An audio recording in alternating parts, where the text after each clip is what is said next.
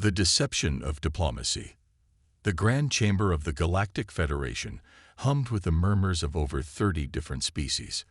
Ambassador Elena Volkov stood calmly at the center of the diplomatic platform, her posture relaxed despite the tension radiating through the massive hall.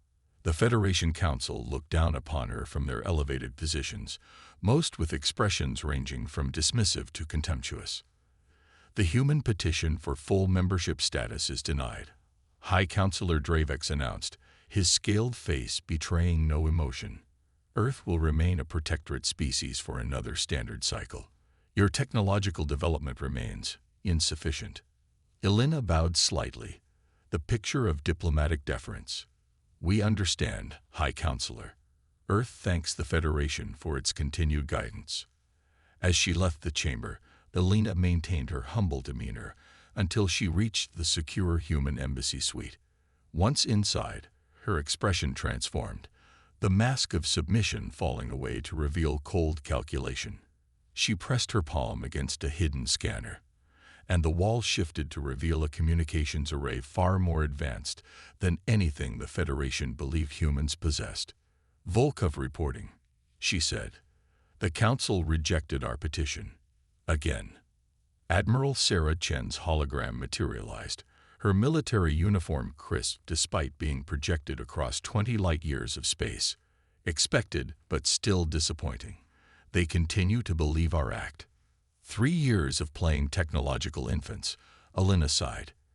How much longer before we can drop this charade? Soon, Sarah replied, her eyes revealing nothing. Defense Grid Epsilon is nearly operational. Once it's complete, we'll have coverage across all human territories.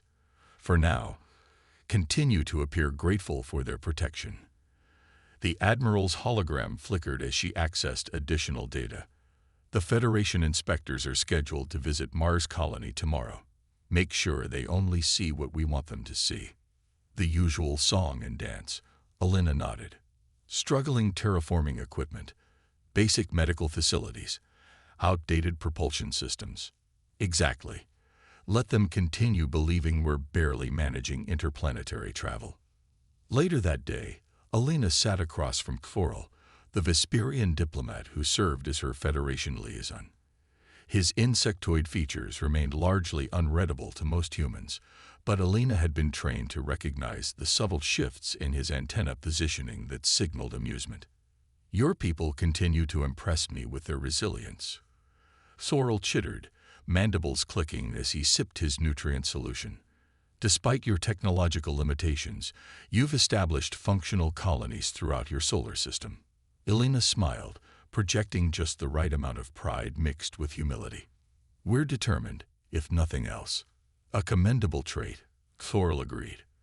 Though I must admit, I sometimes wonder why your species seems to advance so slowly compared to historical records of your development. Your transition from atmospheric flight to basic space travel was remarkably quick, yet you've stagnated since joining the Federation. Elena had been prepared for this question. Perhaps we've been too focused on learning from our new galactic neighbors rather than pushing our own innovation. Plus, adapting to Federation standards required redirecting much of our research. Thorl's antennae twitched in what Elena recognized as skepticism, but he didn't press further. The Drazeri representatives have requested a tour of your orbital defense platforms tomorrow. They're quite interested in how you manage with such primitive shielding technology. We'd be honored to demonstrate our humble defenses, Elena replied, making a mental note to alert Earth's Defense Command to prepare the decoy platforms. 3 days later, Admiral Chen stood in the secure underground command center beneath the Pacific Ocean. The vast chamber housed the true nerve center of Earth's defense network, a system whose existence remained unknown to the Federation. Holographic displays showed the positions of every Federation vessel within 50 light-years of Sol. Status report, she demanded. General Takashi Yamamoto stepped forward. Operation Masquerade proceeding as planned. The Federation inspection team viewed our decoy defense platforms yesterday. They left satisfied that our technology remains at least 50 years behind current galactic standards. And Project Prometheus. Ready for deployment at your command, Admiral. The nanite swarms have been distributed throughout all Federation communication hubs in our sector. Once activated, they'll provide us complete access to their secure channels while remaining undetectable. Sarah nodded, studying the tactical display that showed the true extent of Earth's military preparedness. Hidden shipyards in the asteroid belt, cloaked defense platforms throughout the solar system, and stealth reconnaissance probes monitoring every Federation world within reach. "And our new allies?" she asked. "The Seldari representatives have confirmed their support. They've suffered under Federation dominance even longer than we've pretended to." Sarah allowed herself a small smile. Earth had been playing a dangerous game since first contact with the Galactic Federation 15 years ago. When humanity discovered that new species were typically exploited and controlled for centuries before being granted true autonomy, they'd made the collective decision to hide their true capabilities. While the Federation believed Earth possessed barely enough technology for limited interplanetary travel, humanity had actually developed faster than light drives, matter conversion technology, and advanced weapons systems decades before first contact. The deception had been maintained flawlessly, with only a select few Federation species, those similarly oppressed, aware of the truth. "Admiral," a communications officer called out, "we're receiving an emergency transmission from Outpost Hyperion." Sarah's expression darkened. Hyperion was one of their true technological facilities, disguised as a basic mining operation on Io. Its cover should have been unbreakable. The view screen displayed the panicked face of Commander Jackson. "Admiral, we've been compromised. Trazeri warships just dropped out of FTL in orbit. They're claiming we're violating Federation protocols by developing restricted technologies. They're demanding immediate surrender." The transmission cut off as an explosion rocked the outpost. "Tactical assessment," Sarah snapped. "3 Drazari battle cruisers," General Yamamoto reported. "Standard Federation armament. They've opened fire on the outpost's surface structures." Sarah's mind raced. Hyperion housed over 500 personnel, both military and civilian. Its defenses were significant, but designed to remain hidden until activated. Can the outpost defend itself without revealing our true capabilities? Negative, Admiral. They'd need to activate the phase shields and graviton weaponry. Sarah closed her eyes briefly, weighing the decision that would change humanity's place in the galaxy forever. Send the authorization code. Tell Hyperion to defend itself with all available means. "Admiral," Yamamoto said quietly, "this means the end of Operation Masquerade." "I know it," Sarah replied. "It was always going to end eventually. Signal all commands. Initiation Protocol Thunderbolt. It's time to show the Federation who they've been patronizing." Across the solar system, hidden facilities came alive. Defense platforms shed their camouflage veils, revealing sleek, advanced weapon systems. In the asteroid belt, massive hangar doors opened in what had appeared to be ordinary rocks, releasing ships that outclassed anything in the local Federation fleet. On Io, Commander Jackson received the authorization code and smiled grimly. "Activate defense grid. Deploy all countermeasures." The Drazari ships continued their bombardment, expecting little resistance from what they believed was a primitive human outpost. Their sensors suddenly registered a massive energy surge from the surface. Before they could react, invisible shields snapped into place around the outpost, effortlessly absorbing their weapons' fire. "What is this?" the Drazari commander demanded. "Their technology can't." His words died as the primitive mining equipment on Io's surface reconfigured, transforming into advanced defense turrets that launched precisely targeted energy pulses. The lead Drazari ship's shields collapsed immediately, and its engines went offline. In the Federation Council chamber, alarms blared as emergency reports flooded in. High Counselor Dravex rushed to his command station, his scales paling as he processed the information. "Impossible," he whispered. "The humans can't have this technology." On the main view screen, a transmission from Earth appeared. Admiral Sarah Chen looked directly into the camera, her expression stern but composed. "Attention, Federation Council. This is Admiral Sarah Chen of Earth's Defense Command. For 15 years, we have peacefully endured your condescension and control while concealing our true capabilities. Today that ends." The screen split to show AO, where the Drazeri attack force had been completely neutralized, their ships now drifting powerless. "The unprovoked attack on our Hyperion outpost has forced our hand. Your ships have been disabled, not destroyed, as a demonstration of both our technological superiority and our restraint." Chen's eyes hardened. "Earth is hereby declaring independence from Federation oversight. We will no longer accept protectorate status or submit to your technological restrictions. Our representatives will arrive within 24 hours to negotiate new terms for our relationship." The transmission ended, leaving the council chamber in stunned silence. On Earth, Elena watched the events unfold from her embassy office. Her communicator chimed with a secure message from Admiral Chen. "Operation Masquerade terminated. Begin Phase 2. Elena smiled as she reached for the hidden compartment in her desk. Inside lay a small device that would neutralize all Federation surveillance equipment throughout the embassy. For years, she had played the role of the humble diplomat from a technologically inferior species. Now, it was time to show the galaxy who humans really were.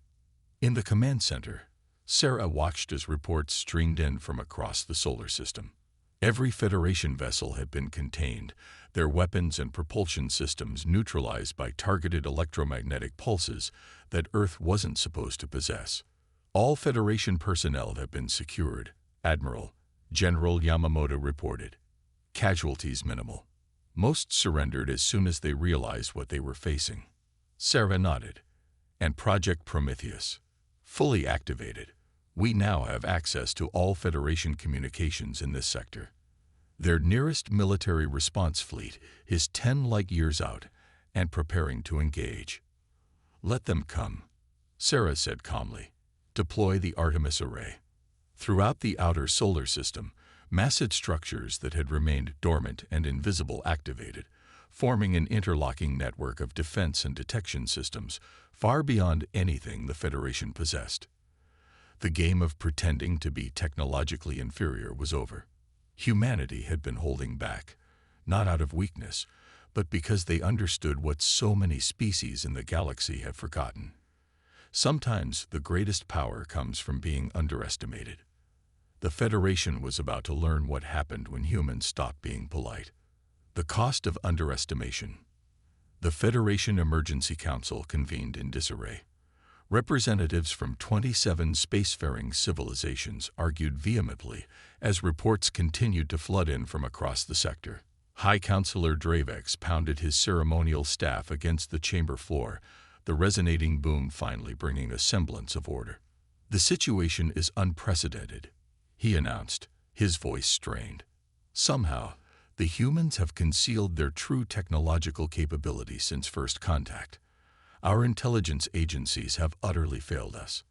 Admiral Orcs of the Drazeri Defense Force rose from his seat, his scaled face flushed with anger. "My battle group was disabled by technology that shouldn't exist. Human defenses neutralized 3 of our most advanced warships without destroying them. A precision we ourselves cannot achieve. The question is not how they did it," General Vkrat of the Seldari Confederation interrupted, "but why they hid their capabilities for so long." The insectoid general's compound eyes scanned the room, noting the growing panic among the council members. Unbeknownst to most present, the Seldari had been secret allies with Earth for years, fellow victims of Federation exploitation who had recognized kindred spirits in the humans. "They were studying us," Science Director Frel suggested, her tentacles writhing anxiously, "learning our weaknesses while we believed we were the ones observing primitive beings." Before further speculation could continue, the chamber's communication system activated. The large central hologram displayed Admiral Sarah Chen, now dressed in Earth's true military uniform, sleek, advanced, and bearing insignia that none in the Federation had seen before. "Counselors," she greeted them calmly, I trust you've had time to process the initial demonstration of Earth's capabilities. Dravek stepped forward. This deception is unprecedented. Admiral, the Federation cannot allow. The Federation is not in a position to allow anything. Sarah interrupted, her voice steel beneath silk. Your response fleet approaching Sol has been intercepted and disabled. None of your vessels were destroyed, and all crew are unharmed. They are being returned to Federation space under autopilot. The chamber erupted into chaos again as reports confirmed her statement. Somehow, Earth had neutralized an entire battle group without casualties. Impossible, Admiral Korex sputtered. That fleet included our newest dreadnought. Its defense systems are impenetrable. Clearly not, Sarah replied evenly. Now shall we discuss the new reality? Or would you prefer another demonstration? In a secure facility beneath Geneva, Alina Volkov briefed the Joint Chiefs of Earth Defense. Holographic displays showed Federation facilities throughout the sector, all now under surveillance by Earth's previously hidden intelligence network. Operation Prometheus has given us complete access to their communications, she explained. Their leadership is in disarray. Most species are demanding explanations from the High Council about how humans could have concealed such advanced technology. General Mohammed Al-Farsi nodded in satisfaction. And the Federation response? They're preparing to send a diplomatic envoy rather than risk another military confrontation. Our demonstration has achieved its purpose. And our allies? Asked Admiral Kaido Nakamura. The Seldari have publicly declared their alliance with Earth, Elena reported. The Tellarites and Norvan Collective are expected to follow within hours. Meanwhile, in Federation space, an unmarked human vessel approached the massive orbital research station designated Pinnacle 7. Unlike the ships the Federation believed humans possessed, this craft was virtually undetectable, covered in metamaterials that absorbed scanner signals rather than reflecting them. Inside, Commander Marcus Kruz led a team of 12 special operations personnel through final equipment checks. Their combat suits, mistaken for simple environmental protection by any who might glimpse them, contained more computing power than most Federation warships. Remember, Marcus instructed, this is a precision extraction mission. The Federation has been developing quantum phase technology to bypass planetary defenses. Our task is to secure the research data and neutralize the facility without casualties. His team acknowledged the orders with quiet professionalism. Unlike the diplomatic face humanity had shown the galaxy, these individuals represented Earth's true military capability. Highly trained specialists, with technology generations beyond what the Federation believed possible. The ship docked with Pinnacle 7 using access codes obtained through Project Prometheus. Station security registered them as a routine maintenance crew, their true identities masked by sophisticated identity spoofing technology. As they moved through the station, they remained undetected by surveillance systems designed to track beings with far less advanced stealth capabilities. In the central research hub, Dr. Ileana Wright interfaced with the station's computer core, her neural implants, technology the Federation didn't know humans possessed, allowing direct digital communication. I'm in, she subvocalized to the team. Downloading research data. These quantum phase torpedoes were specifically designed to penetrate Earth's defenses. So they were planning to attack us all along, Marcus observed grimly. Yes, but they grossly underestimated what they'd be facing, Ileana replied as she completed the data transfer. Planting the Disabler virus now. Throughout the station, critical systems began shutting down in carefully orchestrated sequences that would prevent any research from continuing without causing life support failures. By the time the Federation realized what had happened, the human team was already departing, leaving behind no evidence of their presence except a single message on the main research terminal. We were watching. Back in the Federation Council chamber, the debate had turned from shocked outrage to fearful calculation. High Counselor Dravex faced the human delegation with forced composure. Ambassador Elena Volkov stood before them, her diplomatic demeanor unchanged despite the radically altered power dynamic. "Your deception violates the spirit of Federation membership," Dravex argued, though his tone lacked conviction. "Does it?" Elena asked mildly. "Your own records show that the Federation has systematically exploited new member species for centuries. The Seldari were forced to provide rare minerals for 300 years before gaining voting rights. The Norvan were relegated to agricultural production despite their advanced biology and chemistry." She stepped forward, her expression hardening. "We studied your history thoroughly before first contact. We knew exactly what awaited a developing species like humanity if we revealed our true capabilities. So we adapted. We played the role you expected, the humble newcomers, grateful for Federation guidance, while building hidden military installations throughout your territory," Admiral Korix accused. "While preparing to defend ourselves from inevitable exploitation," Elena corrected.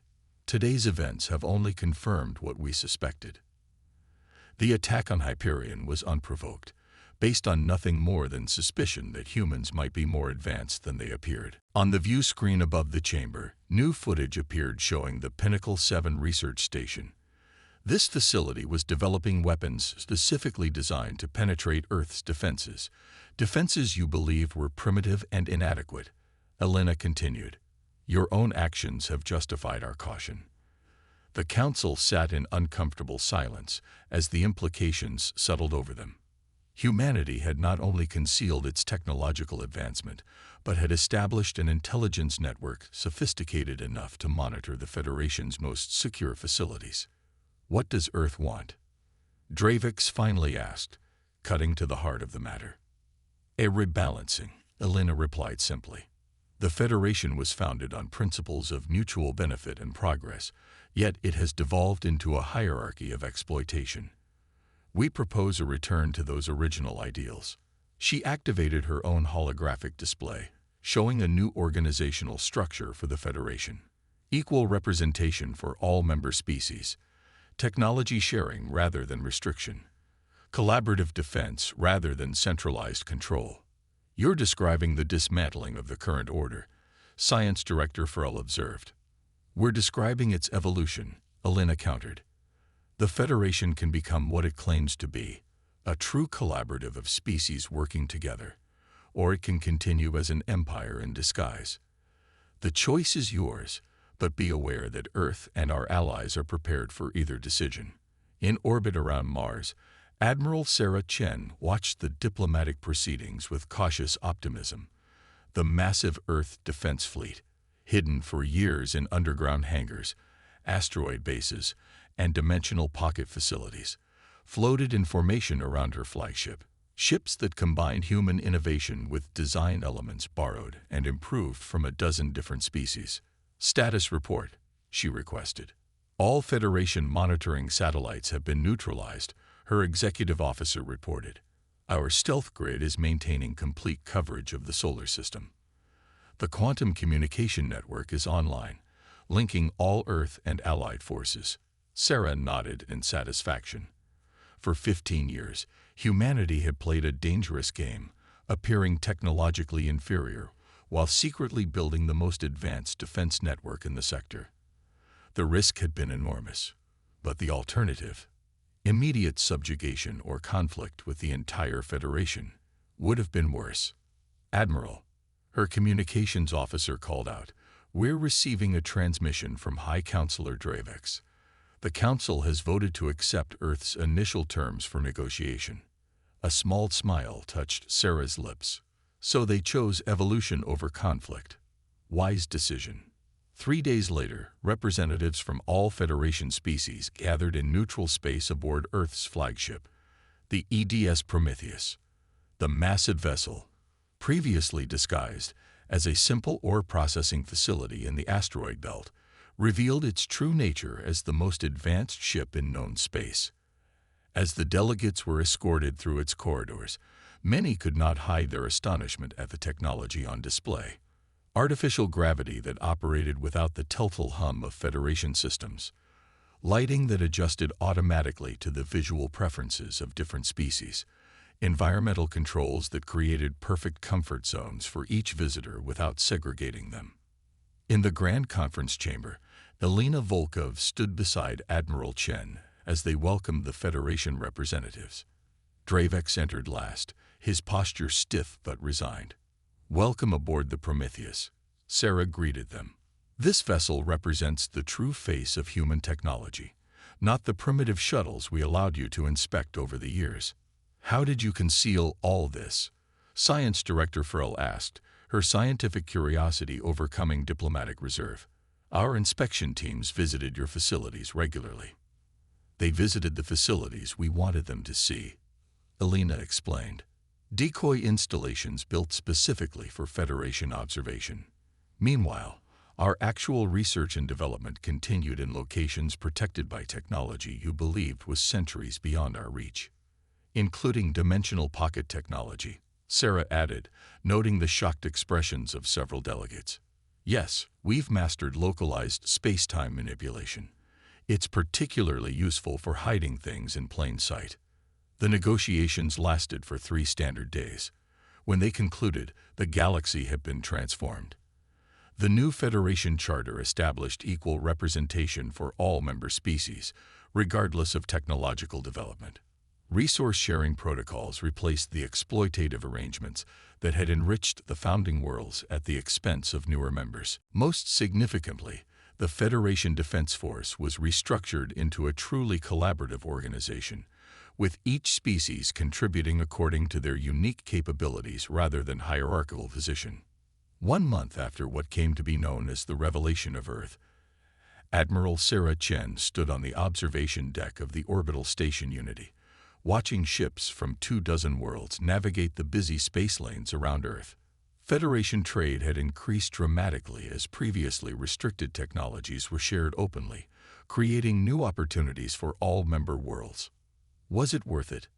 Elena asked as she joined the Admiral at the viewport. 15 years of deception and preparation.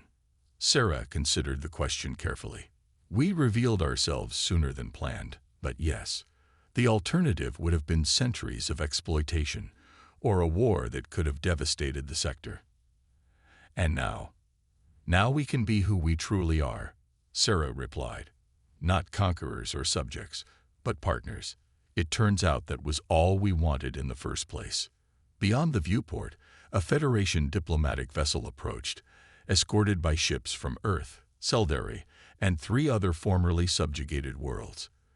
The new Galactic Council was convening for the first time, with representation based on population rather than military might or technological advancement. "They underestimated us because we allowed it," Elena observed. "The oldest strategy in human history, appearing weaker than you are until the moment it matters most." "Let's hope we never need such strategies again," Sarah said. "But if history has taught us anything, it's that humans should always be prepared," Elena finished, "and that politeness should never be mistaken for weakness." Together they watched as the new era of galactic cooperation began, an era shaped by humanity's revelation that they had never been the primitive newcomers the Federation believed.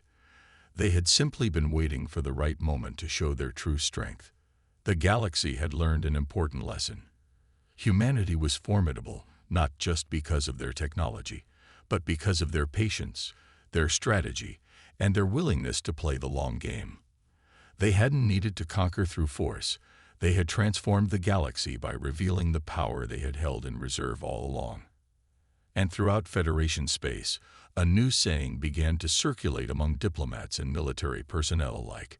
"Be careful how you treat emerging species. They might just be being polite."